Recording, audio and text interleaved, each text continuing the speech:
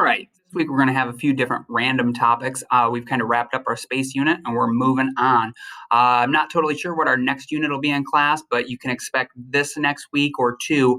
I'm going to throw some just random different Taluki interest topics at you, things that catch my eye and that I think might be good and fit into the framework of humanities. Today, I think I picked out a pretty good video for you. It's this guy, he's a professor at Harvard, at least the last I knew, and an author. His name's Steven Pinker, and he wrote a book a few years back called The Better Angels of Our Nature. So the essential question is the world getting better or worse? Are you an optimist or a pessimist when it comes to the future of humanity? I think most people, if you ask them today, especially after the year we just have, are more on the pessimistic side, and they're saying, "Oh, the world's going to hell," and things, man, the world is just falling apart. That's what I most commonly hear when I have that discussion with people.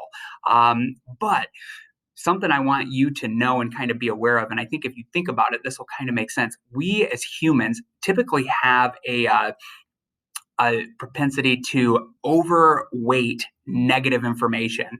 It's like, you know, bad news sells better than good news. If you see two headlines and one is like a horrific murder happened, a big shooting and building burned down, and then the other one is, oh, a bunch of kids graduated from high school and then they earned scholarships or something like that. Which heading is going to catch your eye more and are you going to click on? Well, it's the bad news kind of sells more, so it gets promoted more. And in the era we live, when we are just being bombarded by media, and we're on social media apps and we're just seeing this never-ending stream of stories and people talking, a lot of the bad news catches more momentum.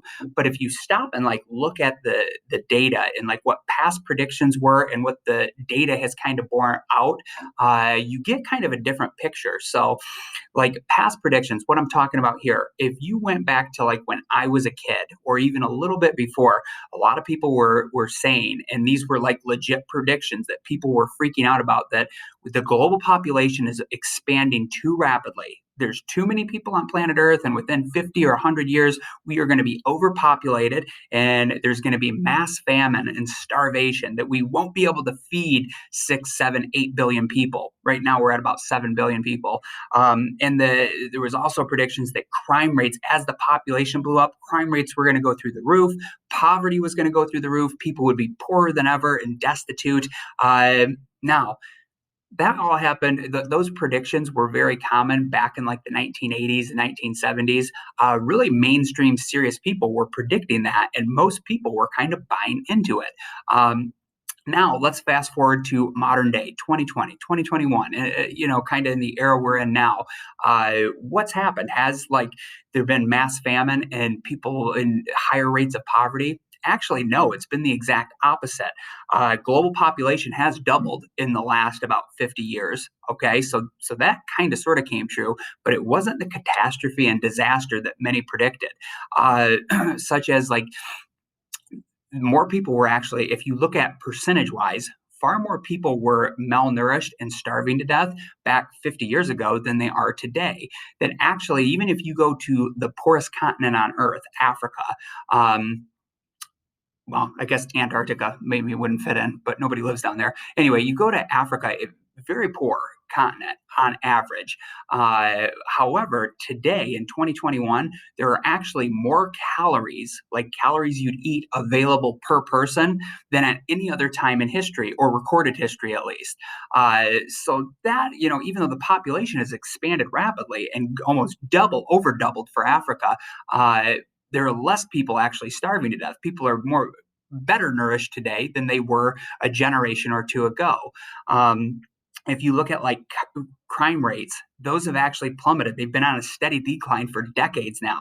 Now, you might feel like the world is more dangerous than it's ever been, but statistically, you're actually less likely to get murdered by another human being today than really at any other point in recorded history. You're probably about the safest you've ever been. Poverty rates have been on a steady decline, but again, that doesn't get much press. They say, I think, every hour, about 1,000 people in the world are lifted out of poverty. I might have that stat a little bit wrong. It might even be less than an hour. But people are coming out of poverty like they never have been before in human history. But again, that's some positive news that just doesn't catch a lot of traction out there in the media. Is for like actually today we use less farmland now in 2021 than we did a generation or two ago, back like 50 years ago, but we're able to feed more people. Well, how is that possible? Because we felt like 2 generations ago, if you did the math, you would be right to predict that we're going to run out of farmland, we're going to run out of forests, we just won't be able to feed this many people.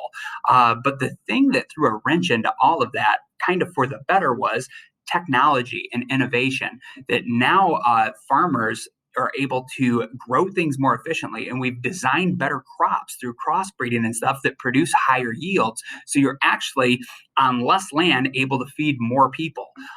So anyway, I'm throwing some data at you. I think Steven Pinker in the TED Talk, he'll be able to explain it even better than I can to you, and then I want you to weigh in on the writing assignment and tell me, what's your take? What do you make of all this information? Do you think the world's getting better, worse? And then I want you to back up whatever claim you make. All right, take care. Have a good day.